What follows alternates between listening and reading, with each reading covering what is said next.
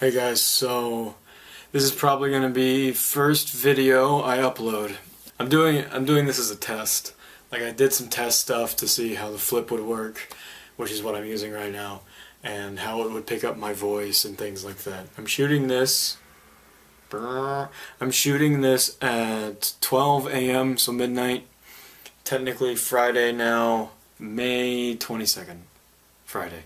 I'm excited that it's Friday because it means tomorrow it's my last day of work for the week and I can finally relax. But I'm doing this video first because people asked, like 4 people asked me questions on Facebook, so I'm going to try and answer them. Yeah, so maybe you like the answers and you want to ask a question too. Feel free, just ask me a question. I'll figure it out. If I don't know the answer, I'll Google it like you could have. But it gives me something to make a video about and talk about, and it gives my family something to watch so that they remember that I'm here and alive. So, first question is from Parker. Asked me about used panty vending machines, which is a big urban legend thing. So, used panty vending machines don't actually exist in Japan. Probably. Public knowledge is disavowed. So this is because it's skeezy and it breaks a lot of laws, but not really breaks a lot of laws. It mostly has to do with child porn. So child porn in Japan, so everywhere else in the world is outlawed. Japan didn't really until 2014. And they've given people a big grace period of like a year to allow them to get rid of all their child porn. This means that maybe during 10 years, 20 years ago, where Japan was at its peak, they had a lot of interesting business ideas, especially about pornography. And one of these things was the used panty vending machine. So now you can't really find it too much. If you do, they're usually in like back alleys and you're not supposed to know about them. If I find one, you better believe I will let you know. I will make a video, I'll take pictures, everyone's gonna know. Cause dude, but I haven't found one yet, especially not in Ube. So Ube, where I am, is very small towny. It's very quiet. Like, there's one love hotel. I found plenty of pornography because it's fucking everywhere. Pornography, you wanna make a joke about hentai, don't make a joke about hentai, because it is serious business, man. You go into anywhere, bookstore, movie store, whatever, they've got it. They've got an adult section, and you go back there. Like, it's not like you go into a porn store in America and it's like skeezy, and the guy working behind the counter gives you that eye that's like, you know, like a dirty pervert. In Japan, like, no, it's just people working. And they've got all like the weird shit, booby mouse pads, and big body pillows, and strange crap. It's a very relaxed kind of atmosphere. Either that or number one, I'm pretty open about that kind of stuff in the first place. But also, I'm a foreigner. So if you see foreign porn, like if you're on an adventure and you see porn, you're just like, getting used panties was out of a vending machine was a novelty. They still have them in some places as a novelty. So like they'll be used, but not like worn on a woman's ass. They'll be used like Abercrombie and Fitch style. Like it'll say like, oh, distressed panties. This is the first video I'm gonna upload, and my family's gonna see this and be like, wow, this is a very good topic for your first video. And I'll be like, yeah, this is basically how all my videos are going to go. I'm sorry. So Parker also asked me if I had been to the shop with the giant Sephiroth on the floor. So Sephiroth is a character from Final Fantasy. And at a shop in Tokyo, answer your question first, no, I haven't. But I'll explain it so now my family knows what I'm talking about. There's a shop in Tokyo based on this video game company where they sell souvenirs and stuff. And in this shop, they have a big replica of one of their characters in the floor. It's kind of a tourist location. I'll probably go when I go to Tokyo. I want to go to Tokyo in August during Comic-Con, so I can go there and see the world's biggest anime convention thing. Comic market. But August is my next break is in August when Comic-Con is, but that's also when everybody else's break is. So it's a huge pain in the butt to try and travel to Tokyo from where I am. And it's expensive as heck, and also Comic-Con is really crowded. We'll find out.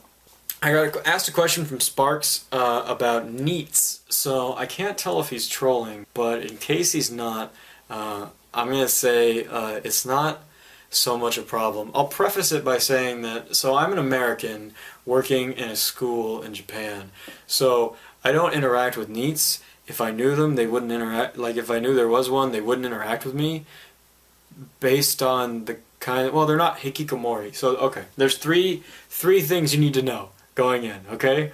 There's the NEET. So the NEET is not employed in education or seeking training. This is like people who are 15 to 30, they dropped out of school, they don't have a job, they're not going back to school, and they're not in training of any kind. This is a big problem in Japan. It's a big problem in the world, but mostly it's a big problem in Japan because Japanese people keep together as a group so much. That's why there's no crime either. There's so little crime in Japan because if you're a criminal in America, it's your fault. You chose to be a criminal. You could have done right. If you're in Japan, it is the fault of everyone around you when you choose to be a criminal because they take responsibility for each other. So this is a problem, as you can understand, with NEETs, because if you don't have a job, you're not going to school, you're not in training, everyone around you thinks it's their fault somehow. So it's a big problem in Japan, but statistically it's a big problem everywhere else in the world too. So there's lots of people in the UK who just aren't working because they just don't see a point and things like that. It's also because I work in a school and I'm a foreigner. So like I said, I wouldn't interact with NEETs based on the grounds that, number one, I don't speak Japanese, so I can't find them. And if they came to the school, then they would be immediately declassified as NEETs because they would be trying to be educated in English, or they'd be trying to get training in English. So, and the whole formula falls apart. So I don't know any. I'm sure if I asked around, I could maybe find one student who has a brother or a nephew or somebody who knows one, but it's embarrassing and it's shameful to talk about, so they probably won't. It's not as embarrassing as being hikikomori, which is the second type. So hikikomori is a shut-in. Sometimes shut-ins will work or go to school, so they're not always NEETs, but very often they are. It's kind of like it's like not all rectangles are squares, but all squares are rectangles. No, that doesn't work. The point is that if you're a hikikomori, you're shut in. You don't go outside, you spend all your time on the internet or playing video games or whatever. So those people, usually people won't talk about, and that's, I think, is a bigger problem. With a NEET, you are in a tough spot or you're helping out around the house. It excludes housewives, so it's just people who aren't raising a family and people who could work and are choosing not to, basically, is who it counts as. The third type of person is a freeder, and a freeder is a person who does not have a full-time job and is working part-time. And this is a problem, of course, in America, big time. Like I could name 10 freeders off the top of my head. I could name probably 5 to 7 NEETs too, maybe 1 or 2 hikikomori who would. I think I used to be hikikomori, but I was always in school. Be online though, so I would shut myself in for days at a time. So basically, the problem comes from 10 years ago. So we had the big recession, and with the recession came the collapse of the full-time job career, the lifetime career. And in America, it's now more common just to work at a job for a few years and then try and get a better job somewhere else instead of being promoted. And this didn't happen in America at the same time that it happened in Japan. So in Japan, it happened a lot later. They stuck to their guns for a long time. So now it's happening. It started happening about 10 years ago. The system has collapsed. It's just poof, gone. Fell apart like a Chinese motorcycle. So basically, when the system collapsed, it meant that these people had choices. It's sort of like in America. If you're 35 and you get fired, laid off, you have a choice. Like, do you go back to work? Like, what are you going to do? You're going to go back to training? You're going to try and get your master's? You're going to look for another job? There's a lot of people in the in-between phase, and a lot of people become freeders during this time. People lost their jobs. They expected to be in one place for their whole life. They didn't train for any other job, and everyone's so close-knit to where if you lose your job, it's hard to get another job. So what do? Maybe you take part-time work that doesn't require heavy training. You work at McDonald's. You work at construction, things like this.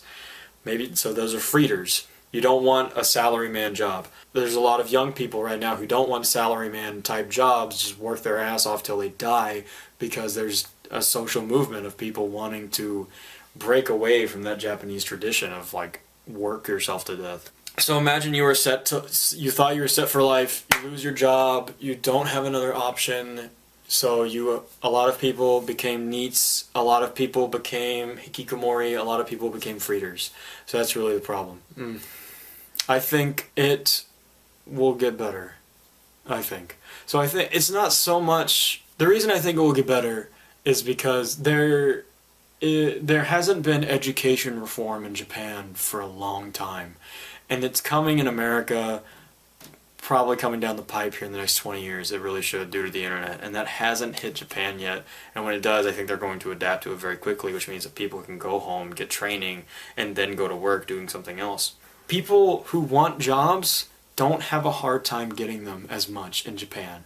It's just that there's people who don't want to work. I think that's really the difference between Japan and America on that front. I got asked a question from Kim's friend Amber. Hi Amber. She had 2 questions. First question is, what is the most interesting thing that I've seen so far in Japan? And I'll talk about that in a second. I could probably do a whole video talking about weird stuff I see all the time. But she asked me how many Shibas I've come across, and Shiba is a type of dog which is famous on the internet for being an internet meme. I see a lot. I see about as many as you would think. Nearly every dog in Japan is a Shiba that I've seen, at least in Ube. And in fact, it's more rare to see a dog that's not a Shiba. And I've seen I see a dog every other day. 8 out of 10 times it's a Shiba. It's weird to see anything else, I think. It's kind of like seeing a foreigner. Like, everyone has dark hair. If you see anything different, you're like, oh, that's different. It's the same. Most interesting thing that I've seen so far. I saw Mount Fuji while I was flying from Tokyo to Ube. And Mount Fuji is just as cool to see in real life from a plane that it is to see in all of the pictures and all of the artwork and stuff. So I'm super excited to see it in person at some point. I saw it and it was my first moment of, wow, I'm in Japan. So that was cool. If you like the video, you want to ask me a question, send me a link, send me a post on Facebook. You probably know me in real life if you're watching this video. You can even send me a text if you know. Otherwise, leave a comment in the video. Probably do another video soon, TM. I wouldn't say subscribe to this channel though, because it's full of video game stuff. If you like video games, I just finished uploading my entire playthrough of Bloodborne on PS4 for the first time. So if you're interested in that, the audio quality is not stellar. It's not stellar here either. All of my good microphones are back in America. So, okay, video over. Bye.